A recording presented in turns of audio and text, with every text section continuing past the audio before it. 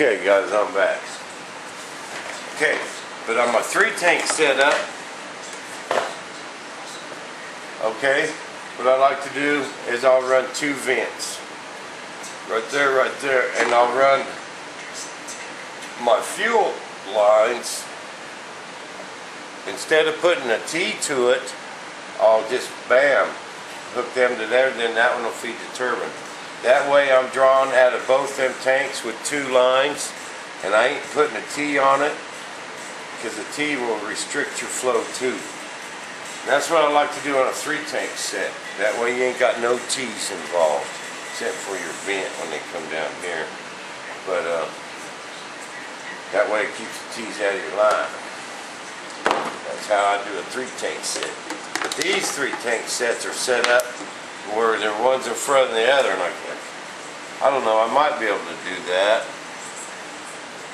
But I think this will work just fine. What I got to do is take this off, snip all this stuff. James, if you're watching this, brother, you ought to just replace that stuff with big tubing. Someone refer this video to James. Alright. Let's just get all this stuff off in here. We gotta save this. I tell you, I even see that little bitty hole. I take care of that too. We don't want nothing restricting the fuel flow, especially if like P200s and 180s or bigger turbines, especially. You know, your little Sissio 14-pounder, you can use that stock stuff. No, but still fueling it up. I've seen tanks break just fueling them, no kidding. All of a sudden, fuel everywhere. And one of your high-dollar tanks just broke. Okay. I got this. I got to drill that out. I already got a bit chucked up. Then I'm going to drill that bad boy out. Get some more fuel flow. If you're going to have everything big, it's kind of crazy not to do this too.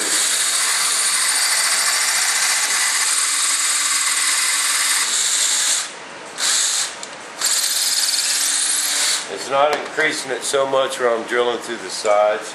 I'm just kind of going up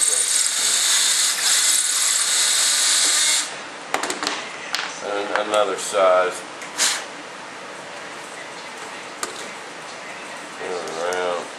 Don't want to leave no burrs.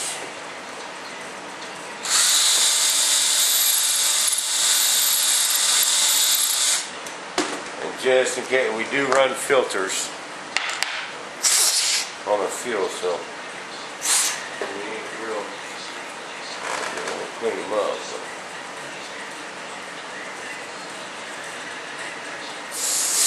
Okay, got that bad boy drilled out. Got change bits. Now you don't have to go buy that heavy duty stopper they sell for like $25. You ain't gonna do that. Okay, just drill out 2 of these. Don't matter which 2. They got to be next to each other.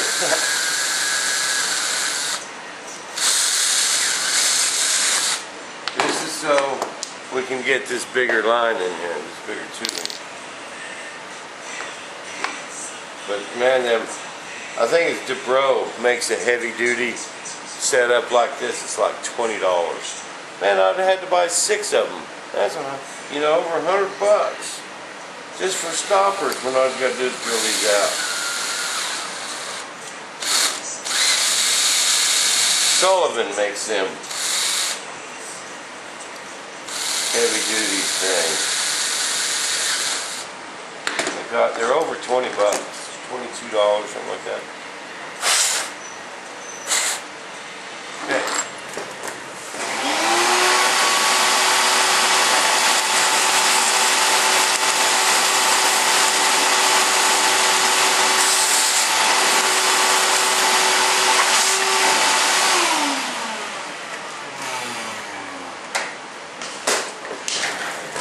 Okay, now I got these already pre-bent. Let me show you how I bent these.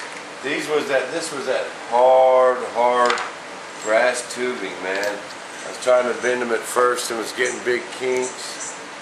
Even had some of them breaking, man. Okay, this is how I finally did it. Alright, I took this drill, drilled into my bench, and then made a round edge on the bottom. They was kinking before I did that. Alright, then I stuck this in there like so. I took this and I hooked it up to my propane bottle, same one I start my turbines with, and got that hot. Okay, stuck it in that, I had to stick it in that hole and then bend it. That's the only way I can bend that tubing without a kink, no kink. And if you kink it, you're defeating everything you're doing here. Okay.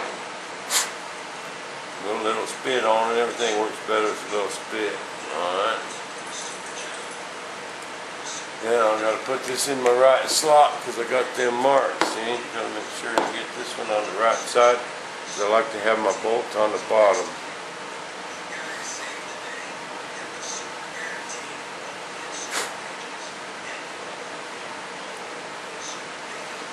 Okay, did you guys also see them zip ties?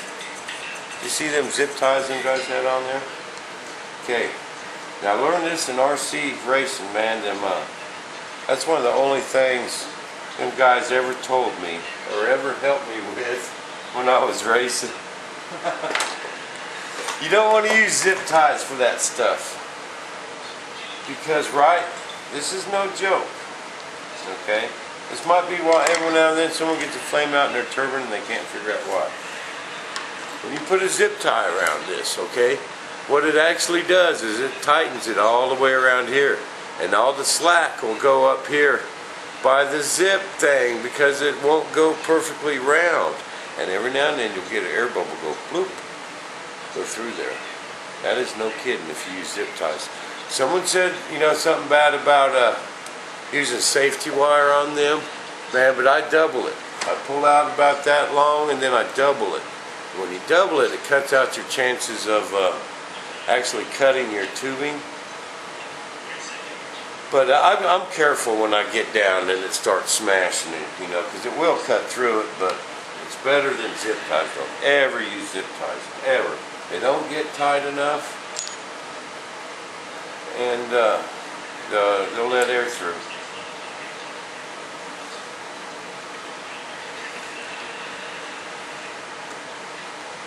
And if you don't believe me on that, just do a little testing on your own. Put some fuel line on a piece of brass tubing, put a zip tie on it, pull it tight.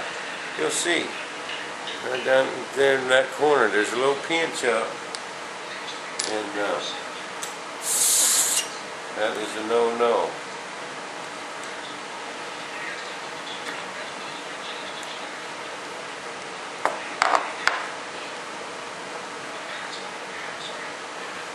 I'll just stick this back in there. This is just perfect size, kind of deburr it a little bit. Okay. Well, this up here, I like these tubing going all the way against the top of my tank.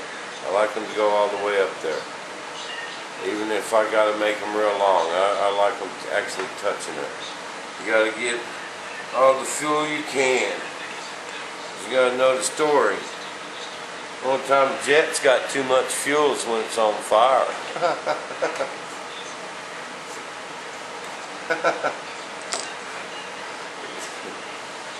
Bam, we'll put that right there. This is all the big fuel line too.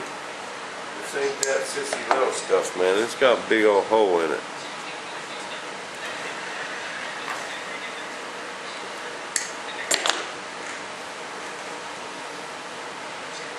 Big old fuel line, and that's the air line. You got air on the brain. Hey, I've been talking with old Bruce, my buddy, my new bud from Kentucky. Old Bruce at Century Jet Models, man. He's gonna help me get them gear up on that Thunder Chief, man. What a nice guy. I don't know if you guys ever dealt with old Bruce. That guy is a nice guy. You need some help with some landing gear, you call old Bruce. That's a smart man. Don't let him fool you.